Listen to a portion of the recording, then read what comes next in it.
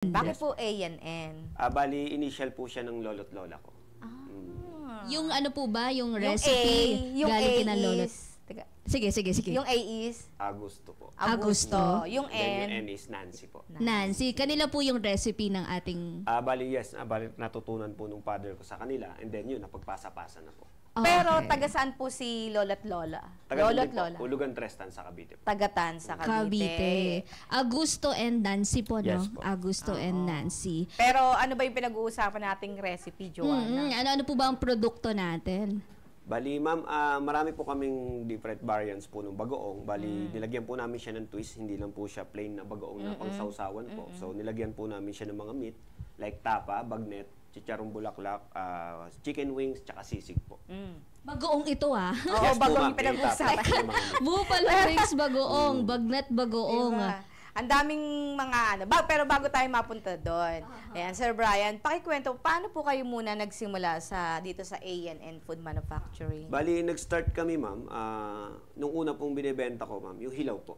Hilaw. Yung salted pa lang po siya, naro mats pa lang siya. Bago pa siya lutuin, bago. Talagang kayo ang gumagawa ng Yes po, hilaw bali, na yon. from fisherman po, mga bangka po sa amin, binababa po dun yung fresh. And Yung then kami alamang. na po, fresh po siya, then pinaprocess po namin siya, nilalagyan ng asin para po ma-ferment. So, nung una, yun lang po yung Binibenta. namin. Bali, nagsusupply po ako sa mga, mga may business din pong bagoong. Kumbaga, sila po yung nagluluto, kami lang po nagpe-ferment. Meron ako napanood dati na paggawa. Pero yung paggawa niyo po ba talagang hinahalo lang? Opo.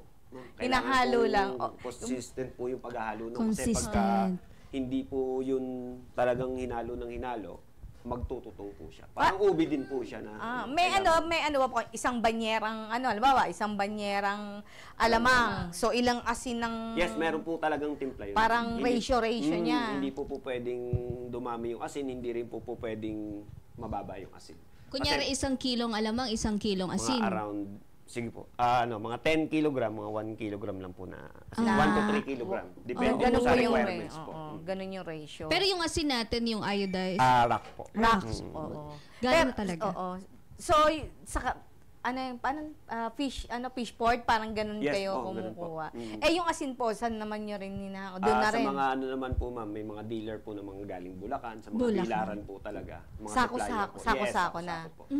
Pero magkano ba yung, nung 2000, ano po kayo nagsimula? 19. 1920, 19. ma'am. Magkano po yung noon, that time? Start po nung, ang Hindi po puhunan ha, baka Oo, madulas alamang. kayo. yung alamang, sige, yan. alamang muna tayo kasi yun lang yung ingredients. Bali, ma'am pare-parehas din naman po yung presyo. Kumbaga, meron po siyang range kasi depende po sa supply sa dagat. Aha. Pagka po maraming supply na dumadating po yung season sa dagat namin, bumababa po yung presyo. Kailan po yung season na sobrang ma'am, dami? hindi rin pare-parehas pero around Tag-ulan, mga bare tag-init? months po. Mga ganun po. Bare Months months. papuntang January. Ano po yung banye-banyera? Banye-banyera po. Magkano po yung isang banyera pag gano'n? Pagka po season, ma'am, umaabot po ng mga around 4 to 500. Ganun po. Isang banyera Ang isang naman. banyera. dami na po nun. yun. Marami na po yun, Oo. ma'am. Around 30 to 35 kilogram na po yun. Wow. Pero kapag ka hindi po, Sir Brian, panahon, Halos doble po yung tinataas. so mga 800. 800 to 1,000.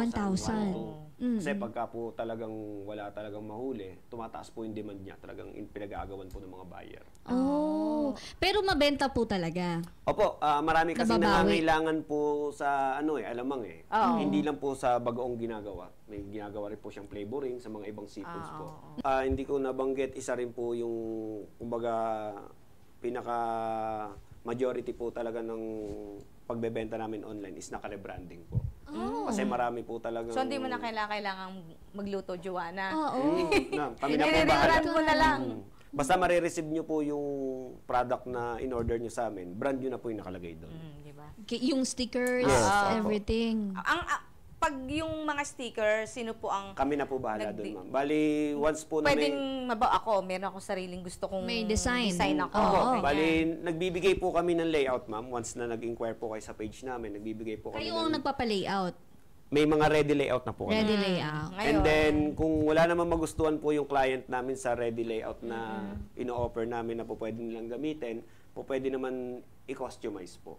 Hanggang sa Customize. ma-final. Bali, kung lahat po ng details na gusto nyong ilagay po dun sa may label, sa product nyo, kayo po yung masusunod doon. Hanggang sa ma-finalize po yon, ipapa-confirm po namin sa inyo bago po namin i-print. What about yung additional cost po noong Free po yan. Ayan, pinakamahalagang payo po na pwede nating maibigay sa mga nais ring magtagumpay sa negosyo.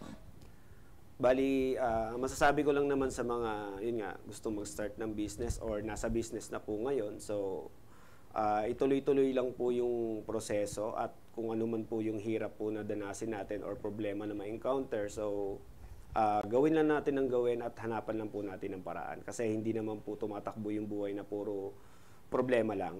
At hindi rin tumatakbo yung buhay na puro nasa taas lang din tayo. Dumarating po yung time na bumababa tayo, pero darating din yung time po talaga nagiginhawa po tayo. Kaya kung ano man po yung kinakaharap po natin problema or mga ibang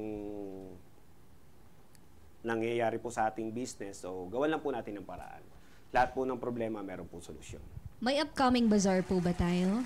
As of now, ma'am, wala pa po. Wala pa naman. Pinoy, ito na